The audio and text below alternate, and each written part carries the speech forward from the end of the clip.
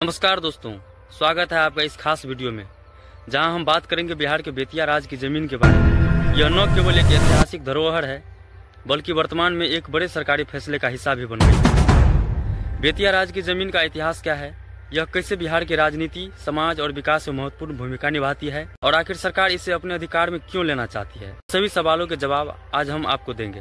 बेतिया राज का इतिहास की बात करें तो बेतिया राज की कहानी शुरू होती है 18वीं शताब्दी में।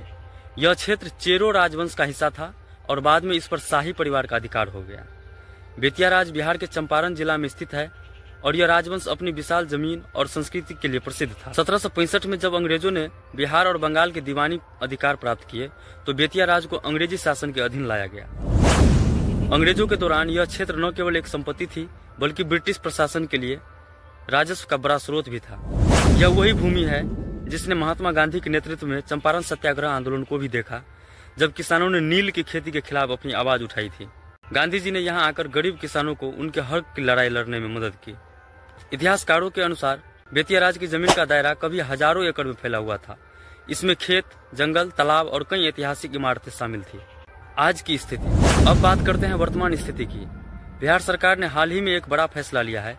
सरकार बेतिया राज की करीब 15,000 एकड़ जमीन को अपने अधिकार में लेने जा रही है। सरकार का कहना है कि इस जमीन का इस्तेमाल जनता के कल्याण और राज्य के विकास के लिए किया जाएगा। सरकार का उद्देश्य है कि इस जमीन का सही उपयोग हो और उसे औद्योगिक परियोजनाओं, शिक्षा संस्थानों और अन्य विकास योजनाओं के लिए इस्तेमाल किया जाए। लेकिन सवाल यह उठता है कि यह जमीन पहले से ही किसी के पास है।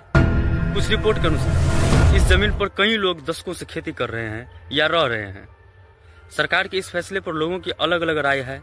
कुछ लोग इसे विकास के लिए अच्छा कदम मानते हैं, जबकि कुछ को डर है कि इस फैसले से उनका घर और रोजगार छीन है। एक और बड़ी चिंता यह भी है कि बेतिया राज की जमीन पर कई ऐतिहासिक इमारतें और स्थल है। क्या सरकार इन धरोहरों को बचा पाएगी या यह सब विकास की आंधी में खो जाएगा?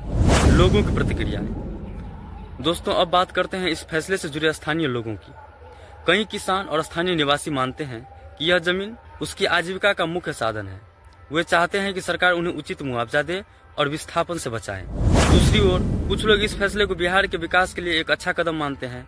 उनका कहना है कि अगर इस जमीन का सही उपयोग किया जाए तो यह रोजगार के लिए नए अवसर पैदा कर सकती है। इसके अलावा इतिहासकार और विशेषज्ञ मानते हैं कि बेतिया राज की जमीन सिर्फ एक संपत्ति नहीं है, बल्कि यह बिहार की सांस्कृतिक और ऐतिहासिक पहचान का हिस्सा है। इसे बचाना बेहद जरूरी है। तो दोस्तों, यह थी बेतिया राज की जमीन का इतिहास और वर्तमान परिदृश्य। यह न केवल बिहार की धरोहर है, बल्कि एक ऐसा मुद्दा भी है जो लाखों लोगों के जीवन को प्रभावित कर सकता है। अब सवाल यह है कि क्या सरकार इस जमीन का सही उपयोग कर पाएगी और साथ ही इसकी ऐतिहासिक धरोहर को बचा पाएगी? आप इस मुद्दे पर क्या सोचते हैं? क्या आपको लगता है कि यह फैसला बिहार के लिए फायदेमंद होगा या इससे लोगों को और समस्याएं होंगी? अपनी राय हमें कमेंट में जरूर बताएं। इस जानकारी को ज्यादा से ज्यादा लोगों तक पहुंचाने के लिए इस वीडियो को शेयर करें। अगर आपको हमारा प्रयास अच्छा लगा तो चैनल को सब्सक्राइब करना न भूलें। धन्यवाद।